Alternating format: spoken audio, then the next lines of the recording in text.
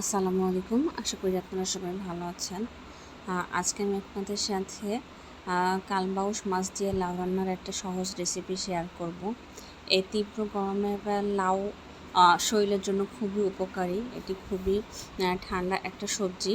চলুন তাহলে শুরু করা যাক। শুরুতেই আমি 6 পিস মাছ নিয়েছি এবং মাছে সামান্য পরিমাণে হলুদ এবং লবণ দিয়ে মাখিয়ে নিচ্ছি।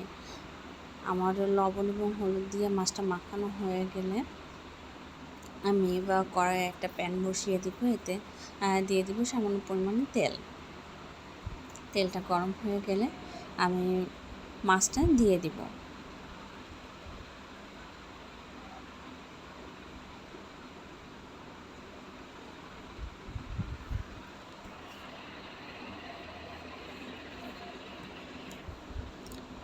আর মাছটা উল্টিয়ে আমি ভালো করে ভেজে নিব দুই পাশটা।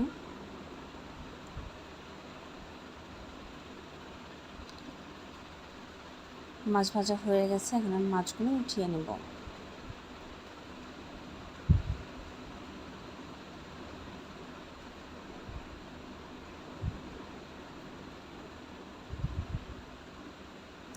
এখন এর মধ্যে দিয়ে দিব হাফ চা চামচ আস্ত জিরা,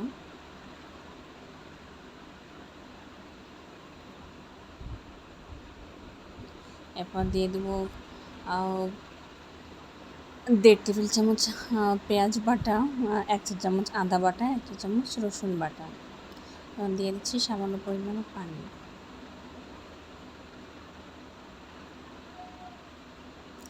পর দিয়ে দেব 1 চা চামচ পরিমাণ হলুদের গুঁড়া, 1 চা চামচ পরিমাণে জিরার গুঁড়া,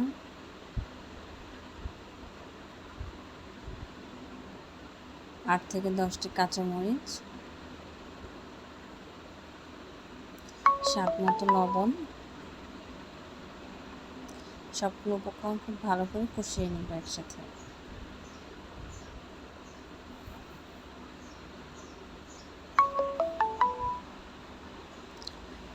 এরপর আমি কেটে ধুয়ে পরিষ্কার করে রাখা লাউটা দিয়ে দেব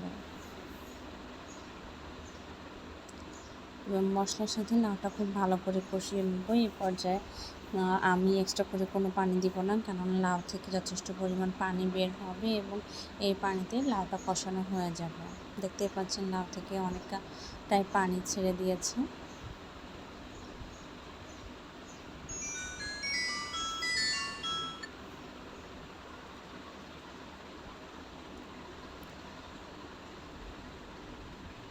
লাউটা অনেকটাই কষানো হয়ে গেছে, পানিটাও শুকিয়ে গেছে।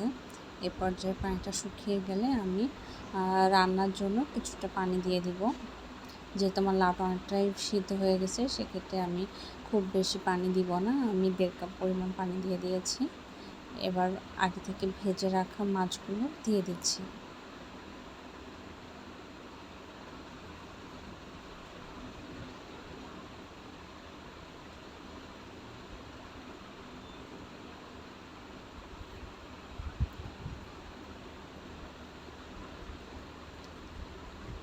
রান্না হচ্ছে, ঝোলটাও কমে গেছে।